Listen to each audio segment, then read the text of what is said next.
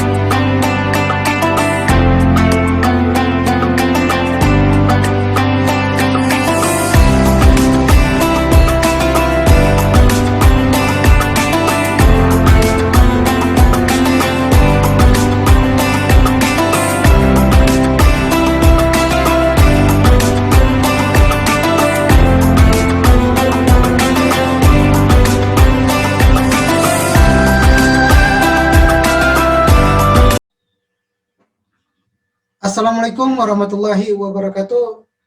Apa kabar semua sahabat tutor semuanya? Salam sehat, salam sejahtera bagi kita semua. Saya harap sahabat tutor semua dalam keadaan happy, selalu dalam perlindungan Allah Subhanahu wa taala. Sahabat tutor, selamat datang, selamat bergabung kembali dalam tutorial online dalam mata kuliah pengantar akuntansi. Mari kita belajar kembali, mari kita semangat kembali untuk mengikuti tutorial ini, di mana pada sesi keempat ini kita akan membahas topik yang sangat menarik, yaitu tentang organisasi bisnis, sahabat tutor. Sebelumnya kita sudah mempelajari bagaimana ruang lingkup dari akuntansi, prinsip-prinsip akuntansi, terus kita mempelajari bagaimana pencatatan dan siklus akuntansi, terus juga kita mempelajari karakteristik perusahaan dagang maupun perusahaan jasa. Namun kali ini kita akan membahas lebih mendalam lagi, itu tentang organisasi bisnis. Jadi seorang ataupun suatu kelompok untuk membangun suatu bisnis, maka ada pemiliknya. Maka pemilik itu akan membentuk satu organisasi. Organisasinya itu bisa organisasi sosial ataupun organisasi bisnis. Nah, karena kita mempelajari mata kuliah akuntansi, tentunya kita bicara tentang laba, kita bicara tentang laporan keuangan, maka ini kita bicara tentang organisasi bisnis. Oke sahabat tutor, mari kita masuk mata kuliah ini dengan membacakan Bismillahirrahmanirrahim. Mata kuliah sesi keempat ini kita mulai, dan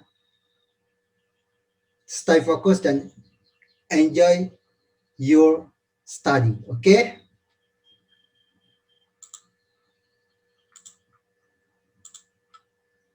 Sahabat tutor, materi keempat di pertemuan kita yang keempat ini mengenai tentang pembentukan dari persekutuan dan bagaimana pembagian laba atau rugi dari persekutuan tersebut. Sebelum kita mempelajari seperti apa pembagian labanya, kita harus tahu konsep dari organisasi bisnis. Organisasi bisnis dibentuk oleh seseorang, baik itu pribadi ataupun lebih dari satu orang. Yang mana kalau organisasi bisnis itu perorangan, maka dia dibilang dia menjalankan usahanya itu perseorangan. Kalau persekutuan, jadi organisasi ini dilakukan berdasarkan satu perjanjian, yang mana perjanjian itu dibuat oleh dua orang atau lebih yang mengikat dirinya satu sama lain, sehingga terbentuklah suatu persekutuan dengan maksud untuk mendapatkan keuntungan. Jadi tetap profitabilitas itu menjadi tujuan dari organisasi bisnis itu dibentuk. Organisasi bisnis dalam persekutuan ini, sahabat tutor, tentunya banyak sekali masalah-masalah yang akan dihadapi, baik itu masalah perjanjiannya seperti apa, dan pembagian labanya seperti apa, serta pengelolaan dananya pun seperti apa. Jadi contoh-contoh dari organisasi persekutuan ini itu seperti firma, sahabat tutor. Mungkin sahabat tutor pernah melihat, mendengar perusahaan atau suatu usaha seperti kantor akuntan publik, ya, kalau dia berprofesi sebagai auditor, itu dibentuk berdasarkan dari kesepakatan. Biasanya kantor akuntan publik itu menghadirkan 6 orang, di mana orang tersebut nanti membuatnya ada beberapa nama atau partner. Itu seperti itu adalah salah satu contoh persekutuan. Namun kantor akuntan publik juga bisa sifatnya perorangan jika dia tidak melakukan partner atau sendiri. Tetapi firma ini dengan tanda kutip itu bisa berupa usaha atau organisasi perorangan, atau juga bisa menjadi organisasi persekutuan. Seperti kantor pengacara juga, ya, sahabat tutor, maupun praktek-praktek dokter, contohnya seperti praktek yang sifatnya di rumah atau bidan, yang itu sifatnya ada perorangan. Tapi persekutuan dia berupa klinik, di mana dia buat perjanjian dengan satu sama lain, dengan para investornya, sehingga dia menjadikan satu organisasi yang mereka bentuk dengan persekutuan. Terus ciri yang paling berikutnya itu contohnya CV. CV juga merupakan salah satu organisasi bisnis persekutuan. Yang lebih memungkinkan lagi itu sebenarnya, tetapi ini juga bagian dari persekutuan ya, sahabat tutor, tapi dia agak sedikit berbeda karena PT ini adalah perseroan. Itu biasanya dia sistemnya tidak melakukan perjanjian, tetapi lebih kepada pembagian saham. Jadi setiap pendirinya atau ownernya itu memiliki saham. Jadi agak sedikit berbeda kalau antara perorangan, persekutuan, dan perseroan. Jadi kalau perorangan itu organisasinya atau usahanya dijalani oleh satu orang, kalau persekutuan dijalani oleh lebih dari satu orang, bisa 2 orang atau lebih. Kalau perseroan itu biasanya usahanya itu kepemilikannya berdasarkan saham. Ciri-ciri persekutuan, ciri-ciri hukumnya ini, sahabat tutor, umurnya terbatas, biasanya memiliki batas waktu. Jadi berkelangsungan hidup persekutuan ini berakhir dengan masuknya rekanan sekutu baru, atau pengunduran diri, atau ada meninggal dunia sekutu lamanya, atau pembubaran sukarela oleh sekutu, atau pembubaran secara terpaksa misalnya karena bangkrut. Jadi kalau persekutuan ini mempunyai ciri-ciri hukumnya, sahabat tutor ya. Jadi jika misalnya kita berpartner satu atau sama 2 orang saja, jika satu di antara kita ada yang meninggal, maka partner kita meninggal, maka persekutuannya itu akan menjadi batal dan bubar atau mengundurkan diri misalnya. Itu salah satu ciri hukumnya. Yang kedua, ciri hukumnya itu berakhirnya suatu persekutuan tidak berarti berakhirnya bentuk usaha atau entitas akuntansi. Artinya begini, sahabat tutor. Jadi bukan berarti jika satu partner kita itu mengundurkan diri, bukan berarti usaha yang sudah kita gagal bersama partner kita ini akan berhenti, tidak juga. Jadi usahanya akan tetap ada, entitas dalam akuntansinya itu juga tetap ada. Hitung-hitungan tetap ada. Nah, jadi bukan berarti secara hukum saja persekutuan atau organisasi bisnisnya saja yang mungkin sudah berubah, yang tadinya persekutuan menjadi perseorangan misalnya karena pengunduran diri atau meninggal dunia, akan tetapi bentuk usaha dan laporan dari keuangan dari organisasi bisnis tersebut tetap berjalan. Kemudian keagenan yang saling menguntungkan. Jadi setiap persekutuan dianggap sebagai agen bagi seluruh kegiatan persekutuan dengan kekuatan mengikat sekutu lainnya melalui aktivitas yang dilakukan atas nama persekutuan. Jadi begini sahabat tutor, maksudnya agen ini jadi tidak mungkin di dalam pelaksanaannya yang mengelola, yang menjalankan usaha ini tidak mungkin 2 orang, 2 kepala. Jadi harus ada penentuan siapa direkturnya. Nah, jadi maksudnya adalah direktur itu akan mewakili dan memiliki kepercayaan dan memiliki satu kewenangan untuk mengolah usaha tersebut. Jadi dengan perjanjiannya, ya kan di dalam persekutuan ini ada perjanjian di mana perjanjian itu juga menentukan siapa yang mengelola usaha ini, ya kan? Dan dia akan mewakili suara agen-agen ini di dalam menjalankan usaha bisnis ini. Nah, itu ciri hukum persekutuan. Jadi ciri hukum persekutuan itu ada fungsi keagenan yang saling menguntungkan. Yaitu di mana dia seorang direktur atau mewakili dari sekutu persekutuannya ini, yaitu untuk memberikan keuntungan ke semua sekutunya. Oke? Seperti apa perjanjian persekutuan? Perjanjian persekutuan ini dapat dibentuk hanya dengan persetujuan lisan sederhana antara 2 orang atau lebih untuk melakukan kegiatan usaha yang mencari keuntungan. Nah, jadi persekutuan ini bisa juga dibentukkan berdasarkan kesepakatan lisan saja ya sahabat tutor, tapi tetap konteksnya untuk mencari keuntungan.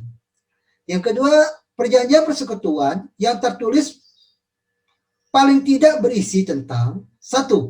Badan usaha yang dilakukan apa jenis usahanya. Yang kedua, hak dan kewajiban setiap sekutu itu apa. Kalau dia sekutu ini selain dia pemilik, tetapi dia juga sebagai agen atau mewakili dari sekutunya ini untuk menjalankan usaha, tentunya hak dan kewajibannya berbeda. Kemudian investasi awal tiap sekutu. Investasi awal setiap sekutu ini tentu bervariasi, namun ini harus dicatat di dalam ADART ataupun dalam kesepakatan persekutuan. Kemudian cadangan untuk tambahan atau pengambilan investasi. Jadi perjanjian persekutuan ini tentu ada garis besarnya apa. Kalau di dalam negara itu GBHN dulu ya, garis besar haluan negara. Kalau ini garis besar usaha persekutuannya apa. Jadi harus jelas konteks organisasi bisnis persekutuan ini dibentuk, usahanya itu dan investasinya kemana saja yang akan dilakukan. Terus dalam perjanjian persekutuan juga ditulis cara pembagian laba. Cara pembagian labanya seperti apa, dan itu juga akan berpengaruh terhadap ruginya juga. Selanjutnya prosedur pembubaran persekutuan. Jika terjadi misalnya usaha ini berakhir akibat dari satu proyeknya sudah selesai, maka selesai juga persekutuan ini, maka prosedur pembubarannya seperti apa. Jadi perlu dibahas juga di dalam perjanjian persekutuan. Karakteristik dalam persekutuan itu pertama jangka waktunya terbatas, ada waktu yang membatasi. Yang kedua tanggung jawab tidak terbatas. Yang ketiga pemilikan harta yang bersama. Yang tadinya awalnya itu penyetoran modal itu berbeda-beda, ketika sudah masuk persekutuan jadi punya bersama. Yang keempat partisipasi dalam pembagian laba. Yang kelima adanya perjanjian persekutuan. Nah, ini adalah ciri persekutuan yang pasti kita bisa membedakan yang mana organisasi persekutuan, yang mana organisasi perorangan. Yaitu bisa kita lihat dari jangka waktu, tanggung jawabnya, juga pemilikan harta bersama, partisipasi yang pembagian laba, dan perjanjian. Tentunya akan berbeda dengan organisasi bisnis yang sifatnya perorangan, yang tidak pada jangka waktu, yang tidak perlu ada perjanjian ataupun pembagian laba. Oke. Lalu bagaimana pembentukan dari persekutuan ini? Contohnya pada tanggal 21 Oktober tahun 2011, Ali, Budi, Cici sepakat membentuk suatu persekutuan yang diberi nama dengan Abuci. Masing-masing anggota sepakat menyetorkan modal. Nah, di mana rincian seperti ini, Ali menyetorkan modal 12.500.000, Budi menyetorkan barang, dagang 9 juta, Cici menyetorkan uang tunai. Jadi di sini kita bisa lihat ya sahabat tutor, penyetoran modal itu bentuknya macam-macam, ada yang tanah dan bangunan, ada yang barang dagang, ada yang namun semua itu harus dengan satu penilaian, yaitu dengan satu satuan yang berupa uang. Kalau dia barang dagang, berapa kisaran uangnya? Kalau dia tanah dan bangunan, berapa kisaran harga bangunan dan tanahnya? Tentunya harus berbentuk uang. Nah, sehingga menjadilah dia jadi harta bersama. Lalu seperti apa jurnalnya? Nah, seperti ini jurnal sahabat tutor bisa lihat sendiri. Ketika saat persekutuan dibentuk, maka si akuntan tadi akan membuat satu jurnal, yaitu jurnal modal, yaitu bisa kita lihat sendiri, tanah dan bangunan di debit, persediaan di debit, kas debit, sehingga modalnya dirinci, ini modal Ali, Budi, Cici. Nah, sehingga terbentuklah satu modal dengan total kurang lebih sekitar 29.500.000. Oke, sini kita bisa lihat bagaimana pembagian labanya ketika persekutuan sudah dibentuk, modal sudah disetorkan, maka perlu kita membagi rata atau kita sesuaikan pembagian laba berdasarkan modal.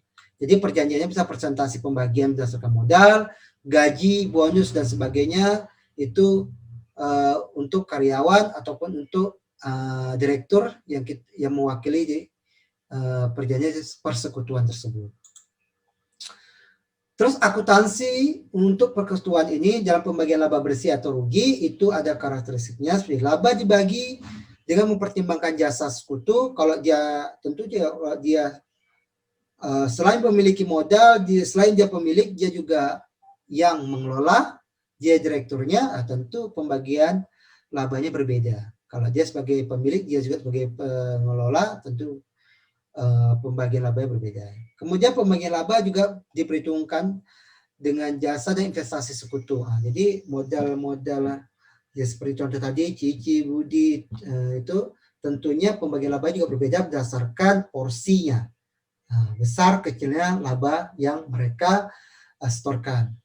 Selanjutnya gaji sekutu dan bunga diperlakukan sebagai biaya. Jadi kalau misalnya di sini kita sekutu ini kita berikan gaji tiap bulannya, kita jadikan itu langsung biaya yang akan mengurangi laba. Selanjutnya laporan keuangan untuk persekutuan. Tentunya perlu kita buat namanya laporan keuangannya, bagaimana arus kas atau dana perputaran dana dari mereka bentuk sekutu sampai mereka menjalankan operasionalnya. Oke, berikut contoh soalnya bisa kita lihat sendiri. Dalam anggaran jasa persekutuan dinyatakan bahwa anggota persekutuan aman memberikan tunjangan gaji kepada sekutu Amir 350.000 sebulan, sekutu Anto 200.000 per bulan. Bila ternyata masih ada sisa laba bersih, maka sisa laba tersebut akan dibagikan sama besar pada tahun ini perusahaan memperoleh laba bersih sebesar 12 juta. Oke. Nah, di sini kita bisa lihat gaji Anto atau Amir itu 350.000 per bulan. Sedangkan Anto 200.000 per bulan. Kita kali 12 karena pendapatan laba bersih kita ini per tahun itu 12 juta. Jadi kali 12 itu jatuhnya si Amir mendapat gajinya kurang lebih 4.200.000 biaya gajinya. Si Anto beban gajinya itu sebesar 2.400.000. Maka jika kita total itu tunjangan gaji atau biaya gaji sekutu Amir dan Anto itu 6.600.000. Maka masih ada sisa laba sebanyak 5.400.000. Maka sisa laba ini harus kita bagi berdasarkan porsi. Berdasarkan porsi atau berdasarkan bagi rata, bagi sama. Dalam kasus ini kita harus bagi rata. Yaitu 5.400.000 ini kita bagi 2,7 untuk Amir, 2,7 untuk Anto. Sehingga dapatlah laba bersih kita total sebanyak 12 juta rupiah. Oke, sahabat tutor semuanya. Jadi kita sudah paham ya. Mungkin yang berbeda itu hanya di dalam biaya gajinya saja, tetapi mereka punya perjanjian sisa atau jika ada kelebihan dari laba mereka, maka itu akan dibagi rata. Oke, next, jurnalnya juga akan jadi seperti ini, sama seperti biasa dalam laporan keuangan. Sisa laba rugi 12 juta, modal Amir 6.500, modal Anto 5.100.000, itu dari hitungan sebelumnya. Nah, jadi akuntansi untuk pembubarannya seperti apa? Nah, setelah kita bentuk, kita laksanakan pembagi laba, selesai misal satu proyek ini, maka kita bubarkan. Nah, jika kita bubarkan, maka ada hal-hal yang harus kita cermati. Pertama itu penerimaan anggota sekutu baru misalnya. Yang kedua penilaian kembali. Yang ketiga goodwill-nya. Nah, jadi akuntansi untuk pembubaran persekutuan ini karena adanya penerimaan dari anggota sekutu baru kita bubarkan atau ada penilaian kembali atau adanya goodwill. Oke. Selanjutnya penerimaan anggota sekutu baru itu membeli hak dari sekutu yang lama, yang mana sekutu lama ini mengundurkan diri, sehingga sekutu baru datang.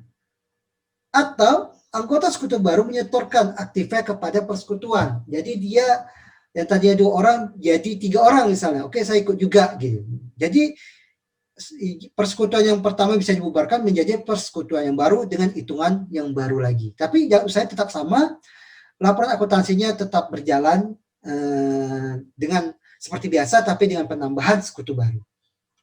Oke. Penilaian kembali seperti apa? Jadi pembubaran persekutuannya ada penilaian kembali itu adalah aktiva perusahaan dengan harga yang berlaku pada saat sekutu masuk adalah hal yang sangat penting karena penilaian tersebut untuk menghindari terjadinya laba atau rugi bagi sekutu yang baru masuk tersebut. Jadi ketika ada sekutu baru masuk sahabat tutor, tentunya kita akan menyesuaikan kembali aset kita. Jadi contoh tadi ya, seperti yang menyetorkan modal itu berupa tanah dan bangunan. Tanah dan bangunan pada tahun yang lalu mungkin harganya masih 12 juta. Maka kita perlu ada penilaian kembali harga pasar untuk tahun yang sekarang. Nah, jadi ketika sekutu baru masuk, maka hitungannya sudah mulai baru lagi dengan modal dan perhitungan yang baru pula. Oke? Jadi kita aset-aset yang sudah ada di persekutuan yang lama itu kita tinjau ulang kembali, kita nilai kembali. Agar semua perhitungan baik itu sekutu lama dan sekutu baru itu adalah perhitungan terkini yang wajar pada saat ini. Oke? Oke. Tapi yang terdahulu, penilaian terdahulu kita batalkan, tidak kita ikut sertakan tidak kita akui lagi, namun yang sekarang kita tinjau kembali, kita nilai kembali untuk perhitungan modal awal kembali. Oke. Jurnalnya untuk mencatat sekutu baru itu kas pada modal. Jadi kas pada modal, jadi otomatis kalau dia misalnya uang tunai tentu aset kita bertambah kas itu, maka modal tuan tadi bertambah yang tadi A, B, C, tadi akan ada D. Nah, tapi orangnya berbeda ya sahabat tutor. Tergantung apa yang dia setorkan. Goodwill. Goodwill adalah nama baik dari perusahaan karena perusahaan mempunyai keistimewaan tertentu seperti lokasinya, strategis, pegawai yang rajin, pelanggannya banyak. Besarnya goodwill biasanya ditentukan atas dasar taksiran saja yang ditetapkan berdasarkan kesepakatan bersama. Goodwill ini ya sahabat tutor, ini merupakan merek ya, merek atau seperti orang mempunyai franchise lah sahabat tutor. Salah satunya franchise itu dia menjual menjual nama yang sudah terkenal, atau dia menjual karena dia mempunyai satu kelebihan juga lokasi dari tempat dia usahanya strategis, Nah, tapi cenderung biasa goodwill dari nama baik perusahaan itu kita franchise, kita beli mereknya saja. Itu juga bisa melakukan suatu pembubahan dari persekutuan tersebut. Ya, jadi misalnya kita udah punya usaha nih, usaha kita mau kita franchise-kan ke orang-orang, itu bisa. Jadi biasanya tentukan berdasarkan taksiran saja, karena nama ini kan tidak ada harga pasarnya sahabat tutor ya, tapi bisa kita nilai berdasarkan dari keistimewaan tertentu seperti lokasi yang strategis, pegawai yang rajin, tetapi juga biasanya sepopuler apa nama franchise ini. Contoh seperti KFC yang sudah terkenal ya, itu sangat populer sekali namanya, maka harga goodwill-nya juga tinggi. Nah, tapi kalau yang misalnya rendah-rendah yang tidak begitu terkenal namanya, dia lakukan franchise, itu biasanya harganya lebih murah, sahabat tutor. Selanjutnya, goodwill itu diberikan kepada sekutu lama, terus seorang sekutu mengundurkan diri, sekutu meninggal dunia, keempat, likuidasi perusahaan. Jadi pembubaran terhadap persekutuan ini bisa dijadikan karena tadi ya, karena ada sekutu yang mengundurkan diri, sudah meninggal dunia, ataupun jadi kebangkrutan perusahaan. Nah, jadi misalnya pembubaran, misalnya sekutu itu mengundurkan diri, maka nama baik perusahaan kan sudah ada, nama perusahaan itu kan sudah dibentuk. Jadi nama baik perusahaan itu akan kembali kepada sekutu yang lama. Nah, jadi sekutu yang telah mengundurkan diri itu tidak akan mendapatkan goodwill itu. Jadi nama baik dari perusahaan yang sudah mereka bentuk itu kembali kepada sekutu yang lama. Oke. Seperti apa contoh goodwill ini? Nah, ini seperti ini sobat tutor ya, jurnalnya goodwill sama dengan modal A, modal B. Nah, jadi goodwill ini termasuk dalam aset ya. Kalau kita namanya ini aset tidak berwujud. Goodwill termasuk aset tidak berwujud seperti franchise dan lain-lain. Itu juga termasuk modal besar sahabat tutor. Jadi ini ditaksirkan berdasarkan popularitas dari nama tersebut. Jurnal untuk mencatat sekutu yang meninggal dunia. Apabila sekutu meninggal dunia, buku-buku perusahaan harus ditutup, maka yang harus dilakukan adalah menghitung laba rugi yang diperoleh perusahaan untuk periode sampai dengan tanggal sekutu tersebut meninggal dunia. Istilahnya kita cut off sahabat tutor ya, sampai kapan sekutu kita meninggal dunia. Kita cut off perhitungannya berapa hitung laba ruginya. Yang kedua, laba rugi selanjutnya dipindahkan ke akun-akun modal perusahaan. Jadi setelah didapat nilai atau laba atau ruginya, maka kita pindahkan ke laporan perubahan modalnya. Labanya langsung kita bagi-bagi berdasarkan perjanjian. Yang ketiga, kita tutup semua akun nominal ke akun ikhtisar laba rugi. Jadi semua biaya-biaya akun-akun yang sifatnya sementara kita tutup, kita masukkan dalam laporan laba rugi, itu sudah jelas.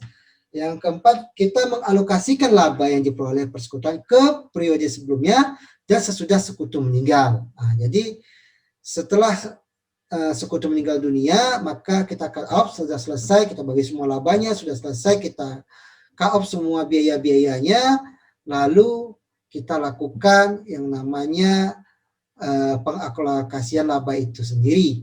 Nah, kita bagikan laba itu ke modal para sekutu kita. Oke. Agar kedepannya setelah itu kita mulai lagi dari nol dalam perhitungan laba ruginya.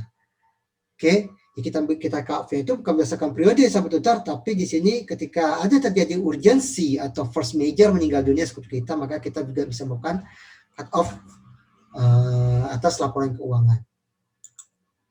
Jurnalnya seperti ini, sahabat tutor bisa lihat sendiri kisah laba rugi pada modal. Untuk memindah bukukan modal itu ke dalam pref atau keuntungan, maka pembagiannya, maka modal berkurang, kita bagikan prefnya, terus utang kepada ahli warisnya. Nah, kita kasih modalnya kembali ya sahabat tutor, modalnya kita debitkan, prefnya ini keuntungannya, terus utang kita atau modal yang disetorkan yang awalnya berapa, kita anggap itu sebagai utang kepada ahli warisnya. Ini bisa kita lihat, seperti ini kurang lebih jurnalnya. Nah, terus bagaimana jika kita persekutuan itu bangkrut? Maka yang harus kita lakukan ketika persekutuan itu bangkrut, yang satu, menyesuaikan dan menutup semua akun nominal seperti prosedur penyusunan laporan berkala. Yang kedua, menjual seluruh aktiva yang ada. Terus melunasi seluruh utang kepada kreditur. Yang keempat, mengembalikan modal sekutu bila ternyata masih ada sisa. Jadi kalau misalnya perusahaan ini bangkrut, maka kita harus hitung laporannya, kita harus buat laporan laba ruginya, kita harus buat laporan keuangannya. Terus kita, jika memang masih ada aset, maka aset itu harus kita jual. Kita jual itu bisa untuk melunasi utang, atau kalau ada sisa dari aset tersebut, maka kita bisa bagikannya ke sekutu kita. Oke. Nah, itu dimana ini untuk menyelamatkan perusahaan kita sisanya masih ada atau tidak. Intinya yang pertama harus kita lakukan, kita harus bayar utang-utang dulu sahabat tutor, baik itu utang kepada bank maupun utang kita kepada vendor-vendor kita. Oke. Akuntansi untuk likuidasi ini, akuntansi untuk likuidasi didasarkan pada anggapan bahwa realisasi dilakukan sekaligus dan seluruh utang juga dibayar sekaligus. Jadi pada saat kita bangkrut, maka kita harus bayar semua utang tuh sampai lunas. Jadi rugi atau realisasi tanpa ada modal pun, modal kita laba terrealisasi, semua rugi terrealisasi, kita harus bayar lunas semuanya, tidak ada yang diangsur-angsur sahabat tutor semuanya. Karena ketika perusahaan bangkrut, ya kita selesaikan pada saat itu juga, itu utangnya atau kewajiban-kewajiban yang lainnya. Baik sahabat tutor, kita sudah selesai bicara tentang persekutuan, seperti apa organisasi persekutuan dibentuk, seperti apa karakteristiknya, dan bagaimana penjurnalan-penjurnalannya. Baik, kali ini sahabat tutor kita akan mendiskusikan mengenai tentang perbedaan antara perusahaan perorangan, persekutuan, dan perseroan. Jadi kalau sahabat tutor tadi mendengarkan tuton video saya dari awal, sahabat tutor bisa membedakan apa itu perusahaan perorangan, apa itu perusahaan persekutuan, dan apa itu perseroan. Maka sahabat tutor bisa menjawab pertanyaan ini, tetapi saya menginginkan jawaban sahabat tutor ada original sendiri, pemahaman sendiri, tidak hanya definisinya saja, tetapi berikanlah karakteristiknya seperti apa, dan kalau bisa berikan contohnya sebagai pembeda antara jawaban sahabat tutor dengan teman-teman sahabat tutor lainnya. Oke? Demikianlah sahabat tutor pertemuan yang keempat ini. Saya harap sahabat tutor memahami bagaimana konsep dari persekutuan, bagaimana konsep pembagian laba ruginya seperti apa. Sahabat tutor bisa menelaah dan mendengar video tutor saya. Jika memang sahabat tutor belum mengerti atau belum paham, sahabat tutor bisa membaca modul atau melihat website referensi-referensi di internet lainnya. Tetapi jika sahabat tutor menginginkan atau mengajukan suatu pertanyaan kepada saya juga persilakan ingin bertanya tentang materi keempat ini. Oke sahabat tutor, jangan lupa kerjakan diskusi sahabat tutor, kuisnya juga kerjakan dengan tepat waktu, jangan sampai terlambat. Kita sudah sampai di pertengahan proses belajar tutorial ini. Kita ada 8 pertemuan, kita sudah sampai separuh jalan. Saya harap sahabat tutor harus tetap semangat, karena bagaimanapun sahabat tutor harus bisa menyelesaikan mata kuliah ini dengan baik dan mendapat nilai yang maksimal. Oke? Terima kasih sahabat tutor atas perhatiannya. Mohon maaf atas segala kekurangan dari penyampaian saya.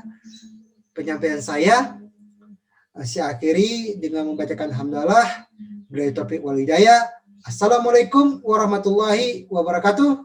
Be smart, be kreatif. Sampai jumpa lagi di sesi kelima sahabat tutor.